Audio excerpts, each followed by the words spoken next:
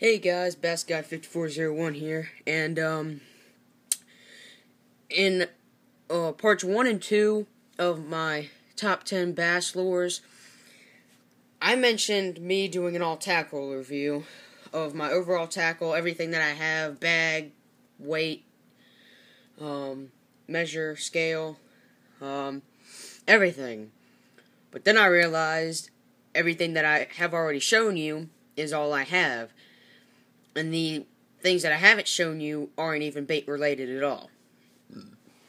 So I've decided to not put that video out there yet, to not film it until I get some more stuff.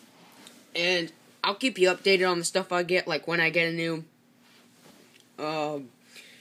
bait or whatever, or when I buy several different baits. I'll show you what they are, and I'll tell you what they are, how much they cost.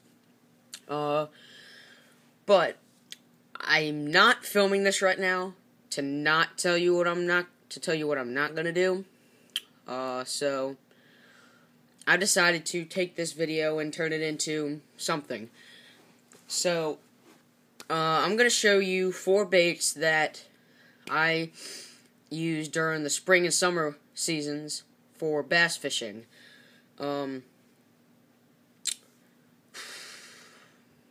And I'll show you, like, how to fish them, I guess. Or not show you, but I'll tell you how. So, yeah. One of the baits I like to use is a spinnerbait. It's probably one of my favorite ones to use in the springtime. The one that works the best for me is this white one. It's a white Strike King bleeding spinnerbait.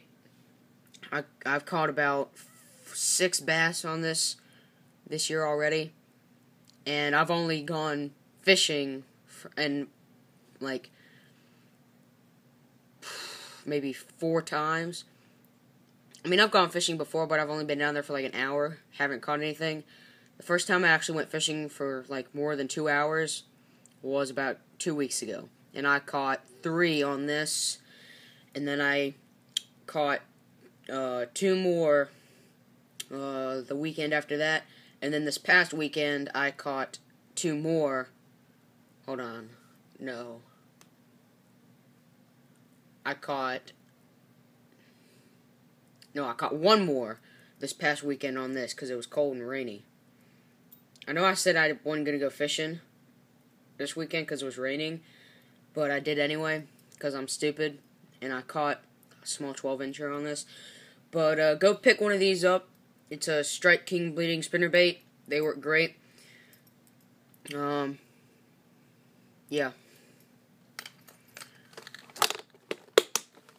Another one I like to use is square bill crankbait. This is the one that I like to use. It's a dark, sexy shad square bill crankbait. Doesn't have any rattles in it. No rattles in it. But it's a square bill.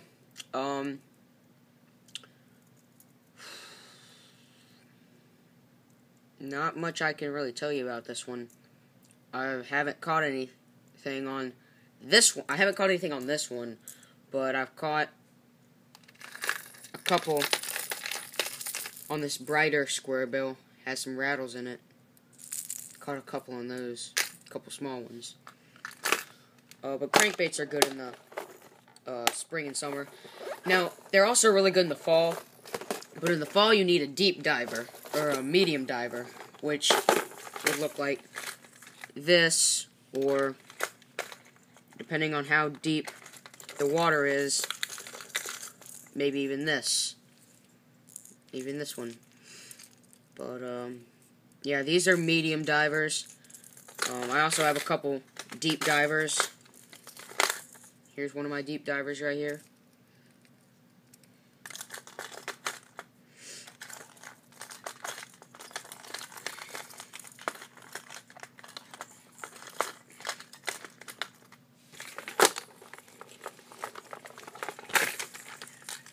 But in the spring, you want to fish around like rocks and wood and stuff that has less like weed cover, but it's got more rocks and wood in it.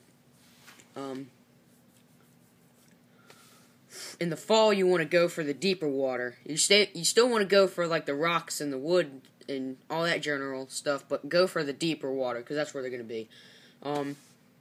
Soft plastics. Soft plastics work any time of the year, but their shining time is spring and summer because you can pretty much catch anything, or you can pretty much catch a bass on any soft plastic. My favorite soft plastic to use in the spring and summer seasons is a Senko. I specifically like the Gary Yamamoto Senkos. I don't know why. It's just something about them. I don't know what it is about the Gary Yamamoto Senkos, but they're just my favorite. My favorite colors are black and green pumpkin with black flake. Those are my two favorite colors because they'll catch you some bass, but they'll catch you like any size bass, like at all. My next favorite soft plastic to use is a ribbon tail. I love these things, especially the Zoom ribbon tail in red shad. These are the best ones. If you haven't bought any of these, go out to your local tackle shop and buy them. They come in a 20-pack. Work really well. I also recently bought some Culprit ribbon tail worms in watermelon red. Haven't tried these out yet. Hoping to try this weekend if it's not too rainy. I'll also try to film some fishing this weekend if I can find my camera. Also, another good thing to use is a fluke, a Zoom fluke. Now, I prefer the Super Fluke because it has that little rivet in the bottom so you can slip your hook right through there. And I have this in watermelon chartreuse color. I've also got the regular fluke in white pearl, but I don't know how well that would work. And then I have the Bass Pro Shop 104 Senko kit. I'm not going to pull all of them out. I'm just going to give y'all a quick glance at that. Just give y'all a quick look. The next thing I use in the spring and summertime is a topwater popper. Now, there are two specific times that you can use this, and there are only two specific times that you will probably catch something on this.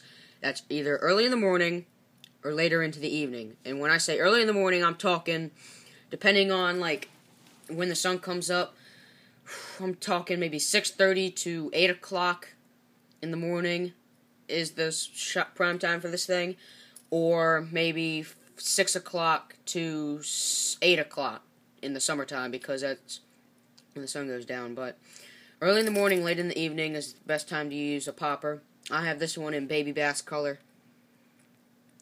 I haven't caught anything on this yet. I've gotten a couple bites, but I haven't caught anything yet. And I know I said I was only going to do 4, but I figured I'd go ahead and show you this one because it's something that I know a lot of people have caught stuff on, and it works a lot in the summertime. It's a swim bait. Now, the swim bait I have is the Bass Pro Shop Z9R Perch swim bait, and this is in the green sunfish color.